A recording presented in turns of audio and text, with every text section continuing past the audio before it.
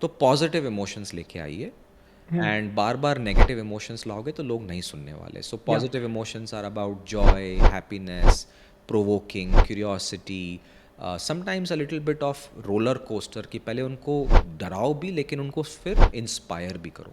Sir, मैंने 2 या 3 साल पहले जब कंटेंट क्रिएशन की जर्नी शुरू की थी तो मैं कम्युनिकेशन में बहुत ही वीक था. I was really low on confidence और मुझे पता नहीं था कि कैसे परसुएसिवली मेरा टॉपिक जो मैं मतलब बुक समरी कर रहा हूँ या फिर कुछ मेडिकल का टॉपिक समझा रहा हूँ वो समझा नहीं पा रहा था. इंग्लिश का या फिर लैंग्वेज का कोई बैरियर नहीं था, जस्ट देर वॉज थे कि मैं कौन से शब्द बोलूँ, कैसे अच्छे से बोलूँ, वो नहीं कर पा रहा था. आपकी बुक ने कई हेल्प की थी. There was a framework I think called AIEOU and extra E framework. तो सर उसके हिसाब से आप हमें समझा सकते हैं कि हाउ टू टॉक और how to convey your message more persuasively. Yeah. तो क्या हुआ, the framework is very simple. I connected to आपका जो मेडिकल साइंसेस है.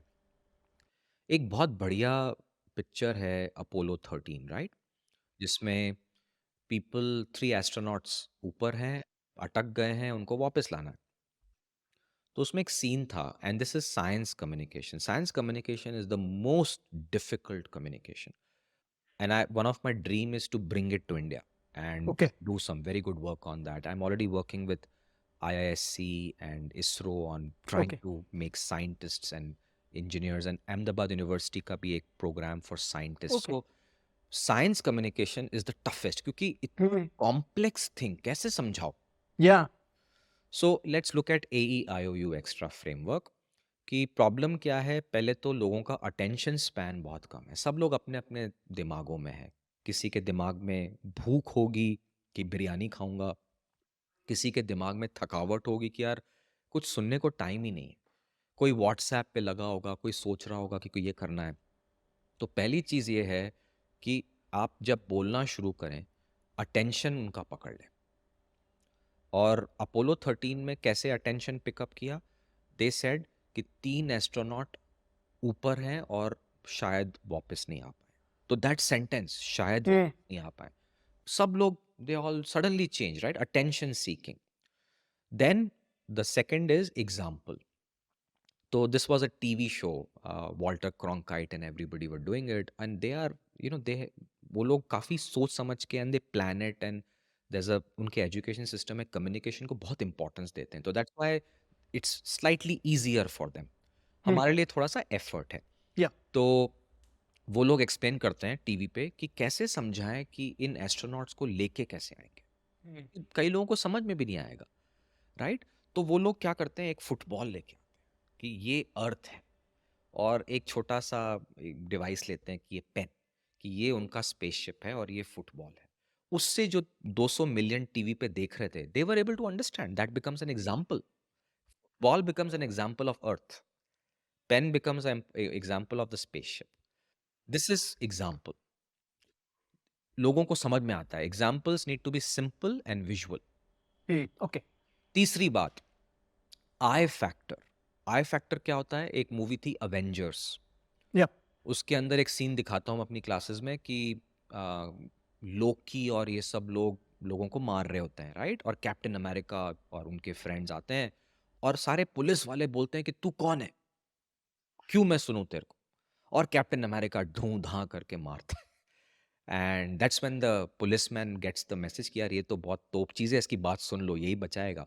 This is called the I factor, credibility, कि आपने क्या तीर उखाड़े कि आप मुझे बता रहे हो क्या करना है. And this is a very important message for the young people. आजकल जो ये यंग पीपल एडवाइस देते हैं ना कि हमको देश ऐसे चलाना चाहिए, कम, एक आई फैक्टर समझ लो कि यार आपने क्या झंडे उखाड़े हैं जो आप एडवाइस दे रहे हो, पहले आप कर लो. And it's not the 25-year-olds. This is a problem with even bureaucrats, managers, and CEOs. अब सर ये वही, क्रिकेट में भी बहुत कॉमन है, वो शॉट ऐसे नहीं ऐसे हाँ, मारना था. अरे यार आप खेल के दिखाओ एक बॉल, फिर देखना. सो हम, so this is the I factor, कि पहले खुद सीखो, काम करो, क्रेडिबिलिटी बनाओ, फिर जाके किसी को एडवाइस देना. हम लोग नहीं करते हैं. सो आई फैक्टर. चौथी बात, ऑब्जेक्टिव. हम लोग ना घुमा फिरा के बात करते हैं. एक सेंटेंस बोलने के लिए 1.5 घंटा लगता है हमको. पहले वो सेंटेंस बोल दो कि मुझे ये चाहिए आपसे, ऑब्जेक्टिव. और ये हमारे इंडियन मूवीज में चांद तारे ले आऊंगा वाला कॉन्सेप्ट है. कि यार पहले आई लव यू बोल दे, उसके बाद चांद तारे ले आऊंगा। बट हमारे इंडिया में 45 मिनट का एक वो सीन होता है, फिर मून आता है, फिर दो रोज ऐसे किस करते हैं। अरे घुमा फिरा के मत करो यार, गेट इट राइट। सो हम लोग थोड़ा सा डायरेक्टली ऑब्जेक्टिव नहीं बोलते।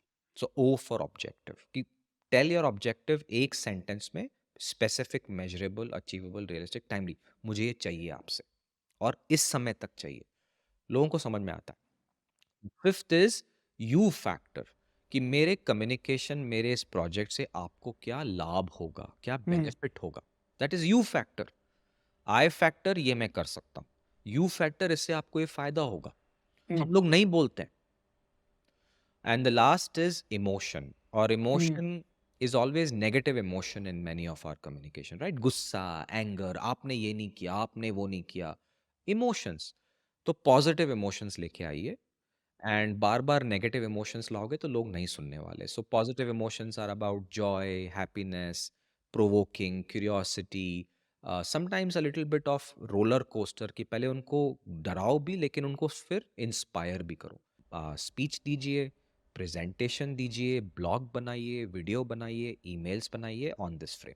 दोस्तों ये वीडियो अगर आपको वैल्यूएबल लगा तो इसे लाइक कर अपने सारे दोस्तों से इसे शेयर कीजिएगा। इस चैनल को सब्सक्राइब तो आप कर ही लेंगे। चलिए मिलते हैं।